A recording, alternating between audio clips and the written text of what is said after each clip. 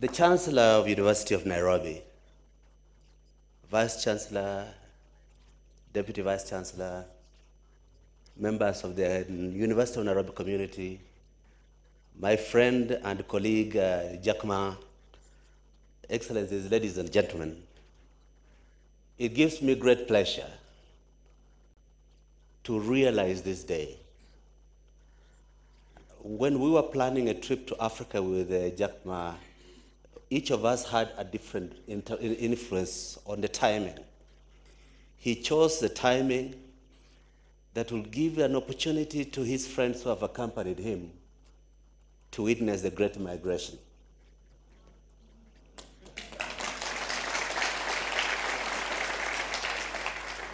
And I chose the timing, coming so close to an election in Kenya, to use the institution that recruits the largest number of the cleverest boys and girls in this country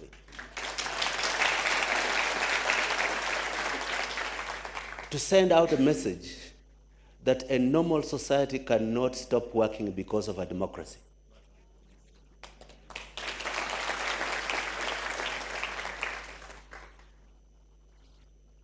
Over a period of 2-3 years, I've been attending the last week of every January, the Davos World Economic Forum for Global Leaders.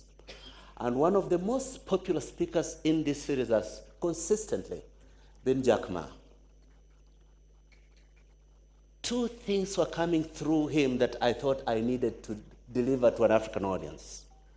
One, the critical importance of resilience, the ability to reject failure. And two, the ability to learn that if you keep your eyes on the rearview mirror, you are either in reverse gear or you are about to have an accident. I was proud when in a discussions which culminated in Jack Ma accepting the offer to become a special global envoy of UNCTAD for youth and small business. He put in conditions that I would have put in myself. One, that will give him an opportunity to use this position. I pay him $1 a year.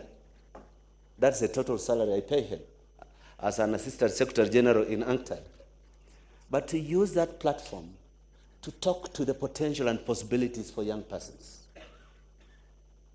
And two, to find a way of bringing to the political conversation the critical importance of looking at where the world is going to define the confluence of policy on research, on education, and on enterprise.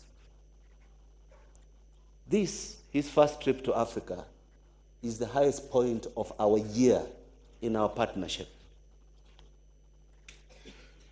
On our way here, we are agreed that there is a message that needs to be sent to particularly the university communities. Globally, history has been very kind to universities. It creates the impression that universities nurture innovation. But if you look at the most successful innovators of the past 50 years, you'll find that many of them left universities in order to grow their innovativeness. That the desire to discipline you into small windows of specialization stifles the free spirit that is necessary in certain innovations. And we want to talk to the need that the universities of the 21st century embrace the responsibility of nurturing talent, but not restraining it by the desire to categorize it so that it can nurture the next generation. Now, I'm almost taking over somebody else's public lecture. But just 2-3 things I wanted to mention. This morning, in the presence of the President of Kenya, I made a request to Jack Ma, which had grown in me when I was visiting his headquarters in Hangzhou earlier this year. I was at his premises with the Prime Minister of Malaysia. And the Prime Minister of Malaysia was asking Alibaba that you have built such capacity. Many entrepreneurs would just like to say, can we find a way of making money out of the business of Alibaba? But what we want in Malaysia is assistance for us to build a platform for Malaysian products to reach the world. After the meeting he had with the Prime Minister of Malaysia, Jack discussed this a bit with me. And I told myself, I'm not going to ask for that here. In the presence of the President of Kenya this morning, I said, Jack, you are in my home country.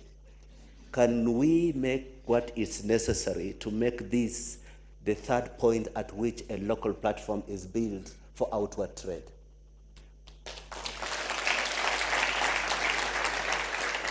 I'm very excited to have you, as a person who has defeated pessimism of no, to come to my home city, to come to my country with brilliant talent, with innovativeness, with resilience.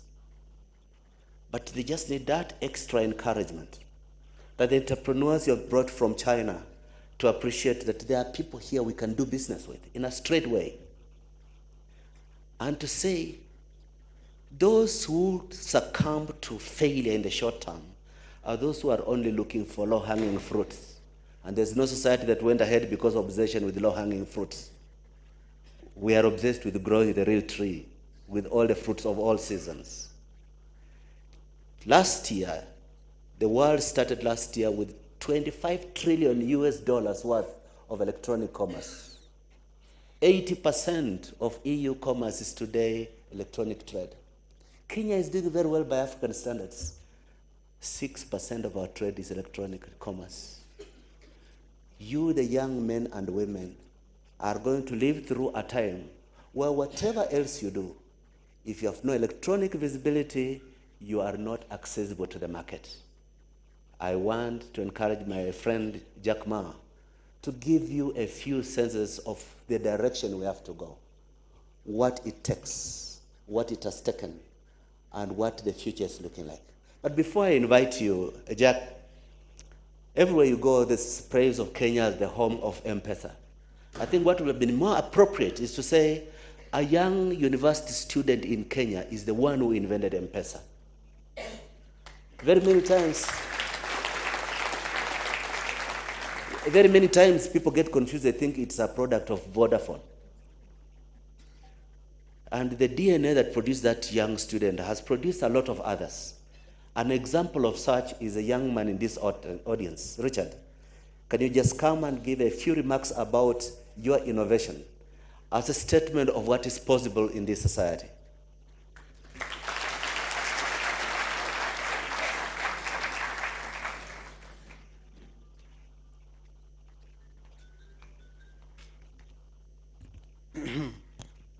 Fellow students, friends, and everyone who loves lions, good evening.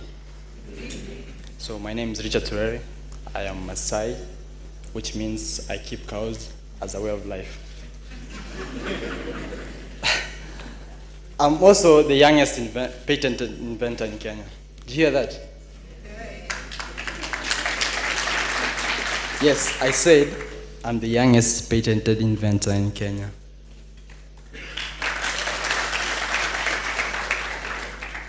A few years ago, I came up with this system of lights called lion lights.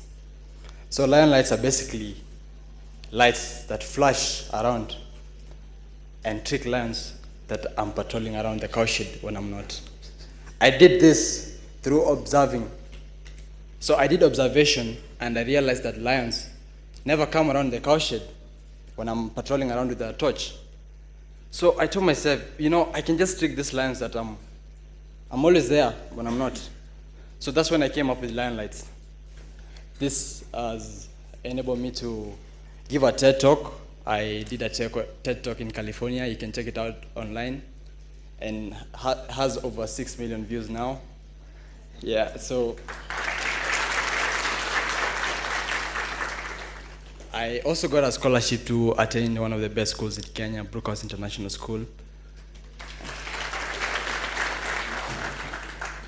So I've recently just upgraded my new lion lights, and very soon I am going to start my own business, and I'm going to be like Jack Ma, and I'm going to sell lion lights all across Africa and the rest of the world. By the way, lion lights is also being used all across Africa now, and other countries like Argentina, India being tested on tigers and pumas. So it's been a good story, and I would personally like to thank Jack Ma for your contribution to conservation, especially with elephants and with shark fins. I read a lot about that, and you inspire us a lot, and thank you.